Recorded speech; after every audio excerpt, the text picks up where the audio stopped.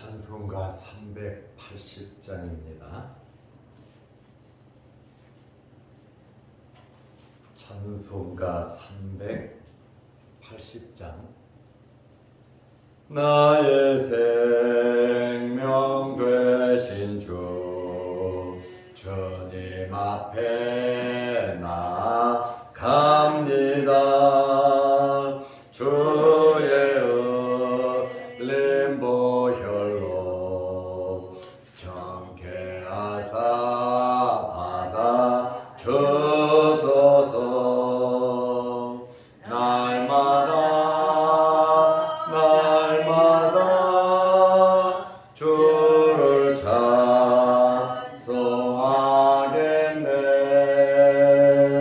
주의 사랑 줄로서 나를 굳게 잡아 매소서. 괴로운 세상 지낼 때 나를 인도하여 주소서.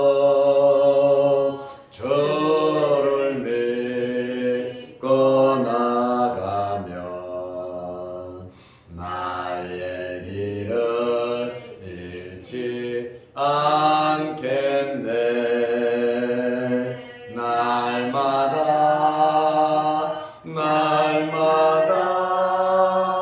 주를 찬송하겠네.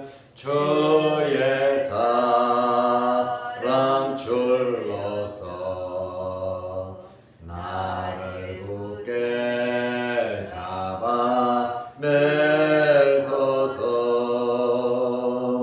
세상 살아갈 때에 주를 더욱 사랑합니다. 밝고 빛난 천국에 나의 영혼 들어가겠네. 날마다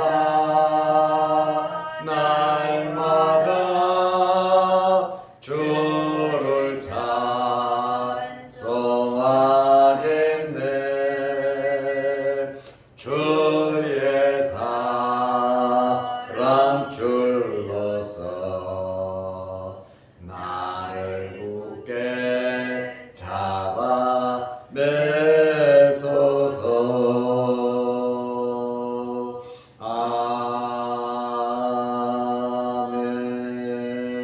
아멘. 사도신경으로 우리의 신앙을 고백하겠습니다. 전능하사 천지를 만드신 하나님 아버지를 내가 믿사오며 그 외아들 우리 주 예수 그리스도를 믿사오니 이는 성령으로 잉태하사 동정녀 마리아에게 나시고 본디오 빌라도에게 고난을 받으사 십자가에 못 박혀 죽으시고 장사한 지 사흘 만에 죽은 자 가운데서 다시 살아나시며 하늘에 오르사 전능하신 하나님 우편에 앉아 계시다가 저리로서 산 자와 죽은 자를 심판하러 오시리라. 성령을 믿사오며 거룩한 공예와 성도가 서로 교통하는 것과 죄를 사하여 주시는 것과 몸이 다시 사는 것과 영원히 사는 것을 믿사옵나이다. 아멘. 하나님의 말씀 누가복음 1장 76절에서 80절 말씀까지 보겠습니다. 이 아이여, 내가 지극히 높으신 이의 선지자라 일컬음을 받고 주 앞에 앞서가서 그 길을 준비하여 주의 백성에게 그 죄 사함으로 말미암는 구원을 알게 하리니 이는 우리 하나님의 긍휼로 인하며 이로써 돋는 해가 위로부터 우리에게 임하여 어둠과 죽음의 그늘에 앉은 자에게 비치고 우리 발을 평강의 길로 인도하시리로다 하니라. 아이가 자라며 심령이 강하여지며 이스라엘에게 나타나는 날까지 빈들에 있으니라. 아멘. 80절 말씀까지 보았습니다. 우리는 세례 요한의 아버지 사가랴가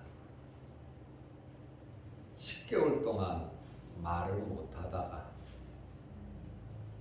자기 아들 할례 받는 날, 그리고 이름을 지어주는 날, 천사가 지시한 대로 요한이라고 서판에 이름을 쓰자 그의 입이 열리고 혀가 풀렸습니다.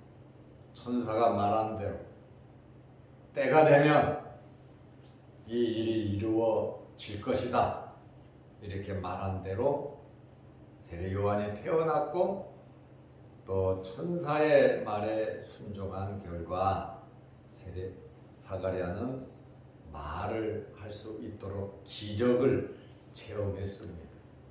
주변 사람들이 엄청 놀랐지요. 도대체 어떻게 이러한 일이 생길 수 있을까? 그리고 이 아이는 정말 대단한 아이가 될 것이다 라고 마음에 품었습니다. 이제 사가랴에게 성령이 임하니까 성령의 충만함을 받았어요. 그리고 이 사가랴가 예언을 하기 시작했는데 무엇을 예언했냐면 자기 아들을 먼저 예언한 것이 아니라 예수 그리스도를 먼저 예언을 했습니다. 예수님은 구세주이시고 예수님은 메시아이시고 성경, 구약 성경 전체에 예언된 그분이시고 또 다윗의 왕위를 이을 자이시고 아브라함에게 예언한 내용이 바로 이분 예수 그리스도이심을 고백을 했습니다. 이러한 예언을 하고 메시아에 대한 예언이 마치자마자 76절부터 79절까지 세례 요한에 대해서 예언을 하고 있습니다. 부모가 자기 아들을 높이고 싶지 다른 사람을 높이고 싶겠습니까? 내 아들이 더 훌륭해지기를, 누구보다도 훌륭해지기를 원하는 것이 부모의 마음이 아닙니까? 그러나 사가랴는 질서 있게 성령의 충만함을 받아 예언을 함에 있어서 메시아를 철저하게 주님으로 고백을 하며 예언을 하고 그 다음에 비로소 자기 아들 세례 요한에 대해서 예언을 하고 있습니다.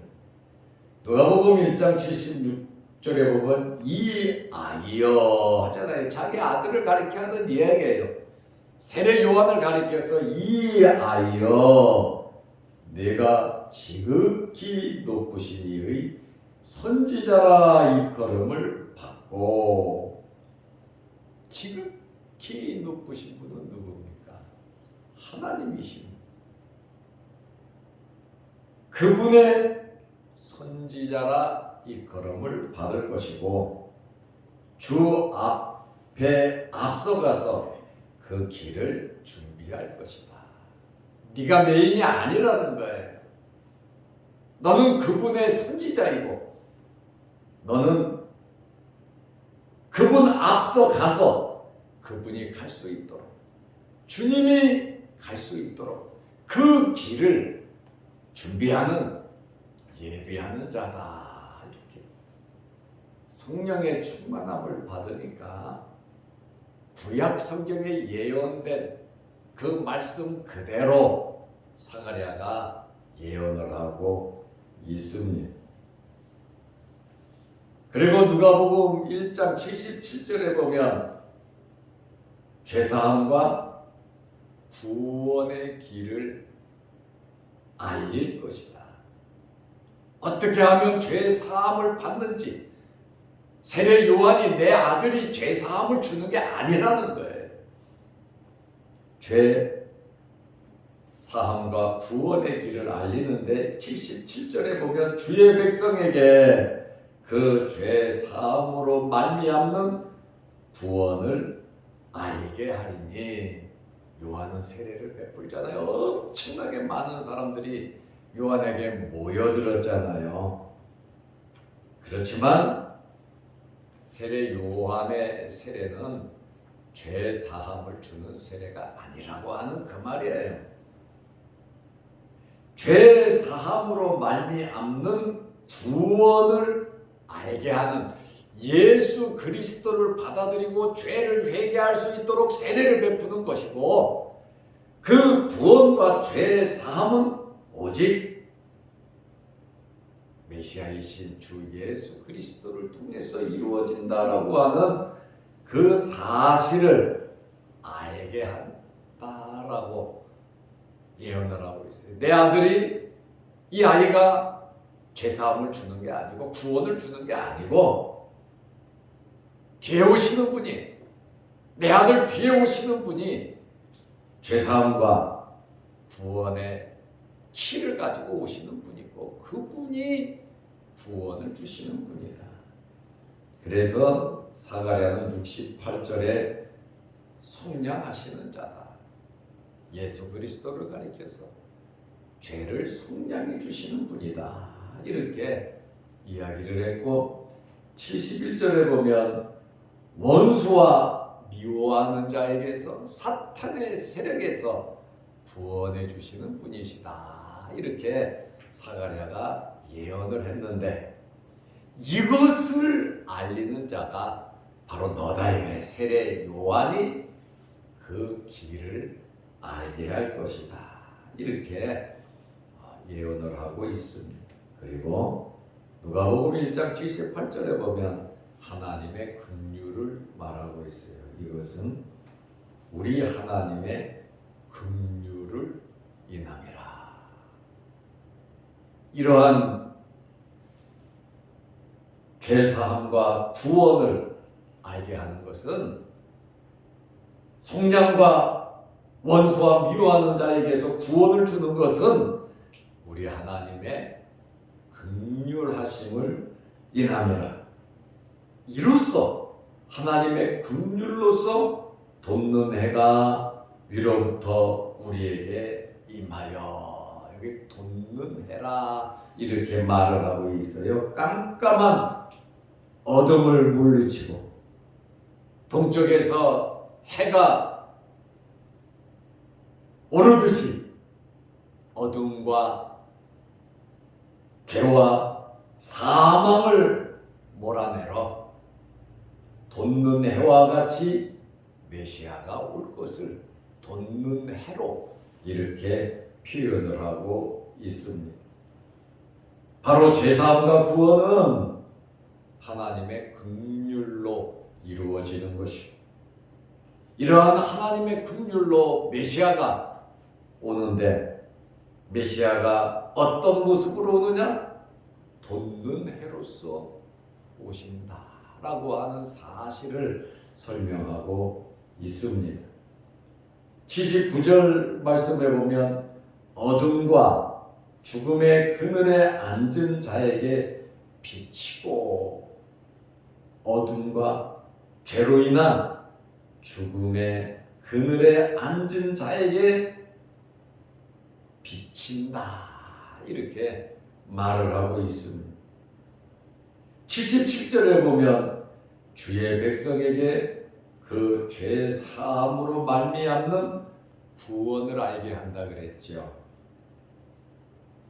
그러면 구원을 알기 전의 상태가 어떤 상태인가? 어둠과 죽음의 그늘에 앉아 있는 상태다 그 말에 어둠과 죽음의 그늘에 앉아 있는 자들에게 예수 그리스도를 메시아를 소개하기 위해서 세례 요한은 그 구원을 알리는 자로서의 사명을 감당할 것을 말하고 있습니다. 성경이 이렇게 질서가 있고 성경이 이렇게 규모가 있고 성경이 이 진리의 말씀에 대해서 이렇게 확실하게 구약 성경 전체의 메시지를 성령께서 감동으로 기록하셨으니까 아주 일리절로 완벽하게 성경의 해석을 해주고 있다라고 하는 그러한 말씀에 이러한 말씀을 보면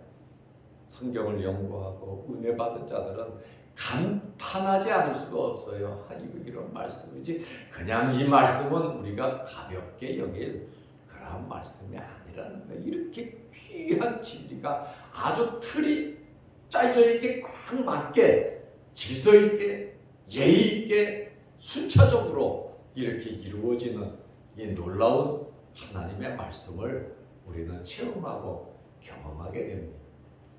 이러한 성령의 감동과 은혜가 여러분에게도 있으시기를 바랍니다. 어둠과 죽음의 그늘에 앉은 자가 누구냐? 77절의 주의 백성들이에요.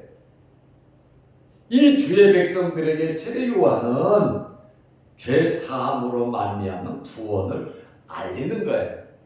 그러나 메시아가 오면 죄 사함을 주고 구원을 베푸신다라고 하는 그러한 말씀에 알곡은 곳간에 뜯고 쭉저기는 꺼지지 않는 불에 던지시는 그러한 분이 바로 예수 그리스도 메시아이심을 우리에게 밝혀주고 있습니다.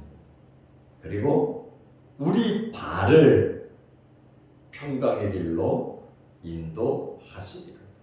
메시아가 와서 죄사함뿐만 아니라 어둠과 죽음의 그늘에 앉은 자에게 돋는 해로서 밝은 해를 비춰줄 뿐만 아니라 우리의 발을 평강의 길로 인도하시리로다. 많고 많은 신체 부위 중에서 우리의 발, 이 발은 걸어가는 거잖아요.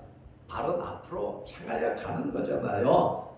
바로 메시아가 오셔서 우리를 평강의 길로 인도해 주실 것이다. 우리의 앞길이 평강임을 믿으시기를 바랍니다.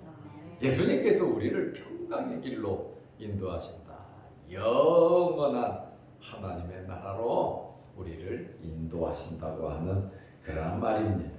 이 평강이라고 하는 말은 우리가 헬라어로 잘 알지요. 에이레네라는 말입니다.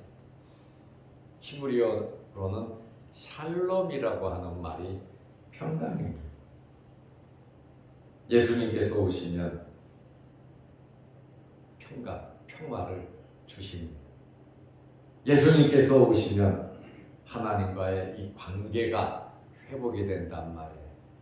에덴 동산에서 아담과 하와가 선악과를 따먹음으로 잃었던 그러한 하나님의 관계가 예수 그리스도를 통해서 이루어질 것을 말하고 있단 말이죠. 셋째로 예수 그리스도께서 오심으로 우리의 심령의 평화를 주신다는 거예요.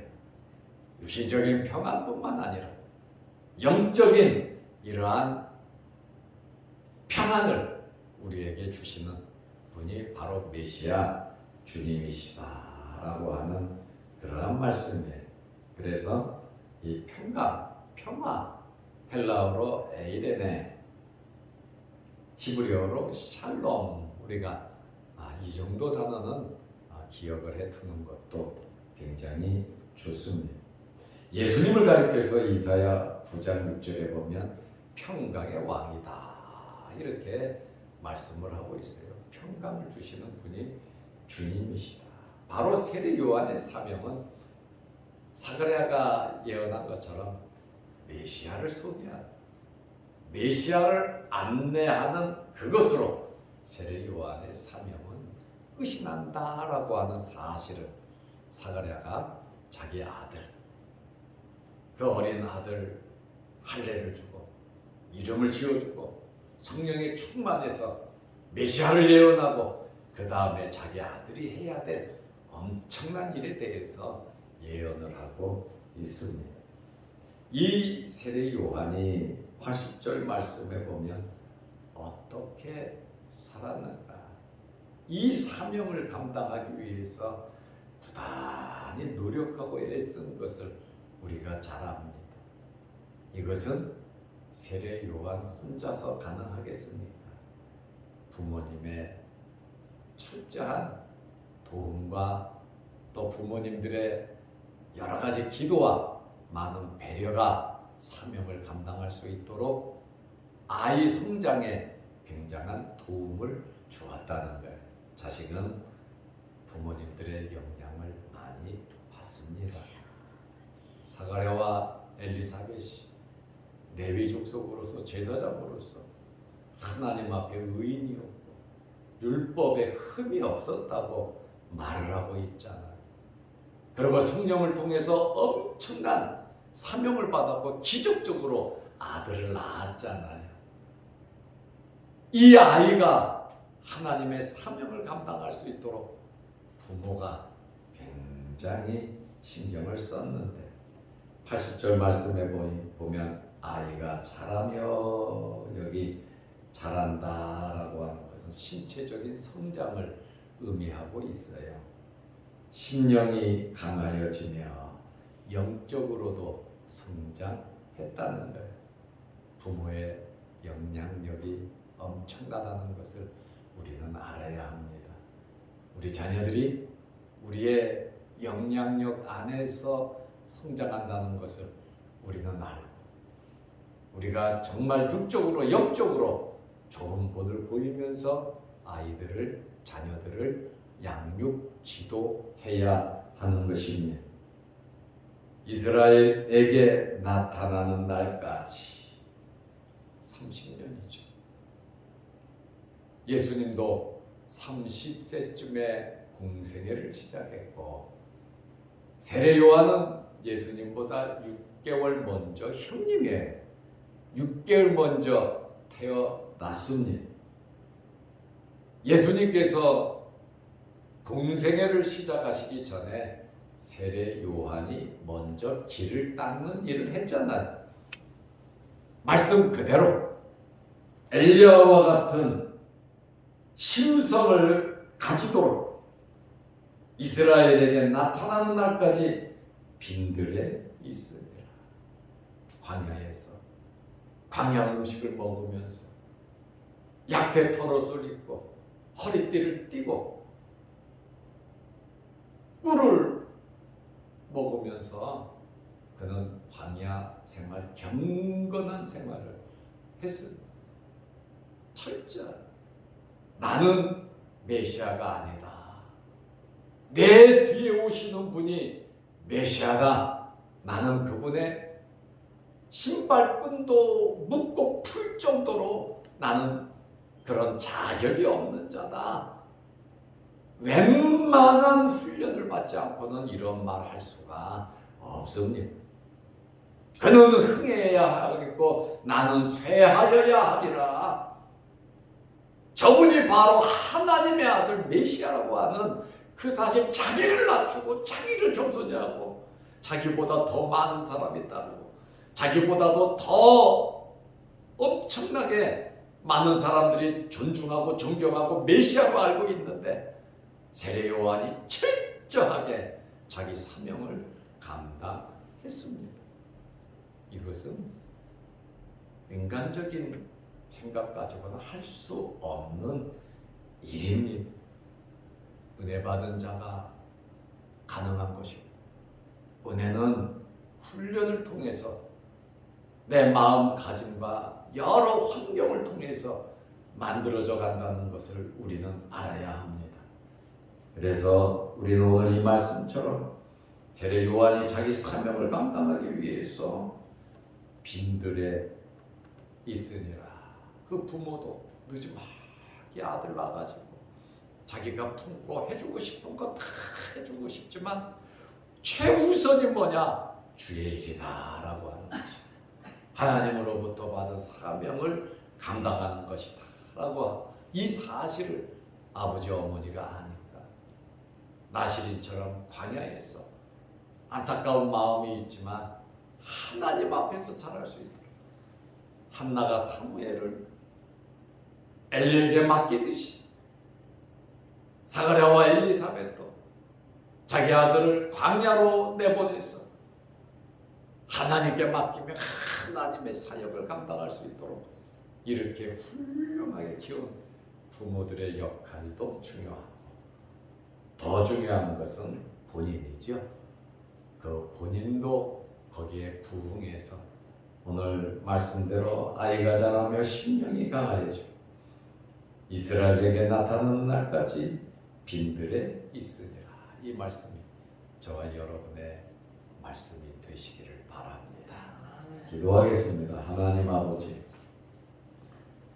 오늘 박춘규 목사님 장례식이 있습니다.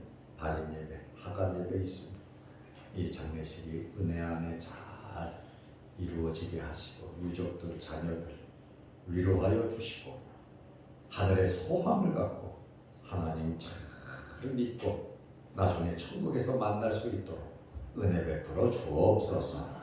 오늘도 이 새벽에 우리를 주의 전으로 인도하시고 하나님 앞에 예배 드리게 하심을 감사합니다. 사가랴가 성령에 충만하여 메시아를 예언하고 또 자기 아들 세례 요한을 예언하는데 얼마나 질서 있고 얼마나 아름답고 얼마나 성령의 감동의 은혜가 있는지 모릅니다. 아버지 하나님, 우리도 질서 있게 살아가게 하시고 예의 있게 살아가게 하시고 성령의 감동으로 살아가게 하여 주옵소서.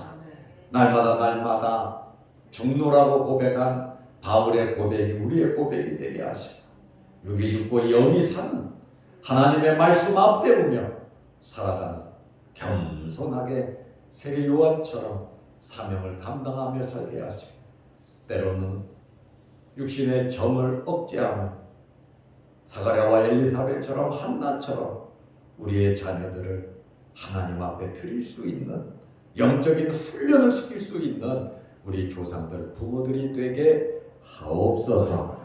오늘 새벽에 기도합니다. 응답하여 주시고 또 영상 유튜브를 보며 말씀으로 은혜 나는 자들에게도 성령의 충만함을 허락하여 주옵소서.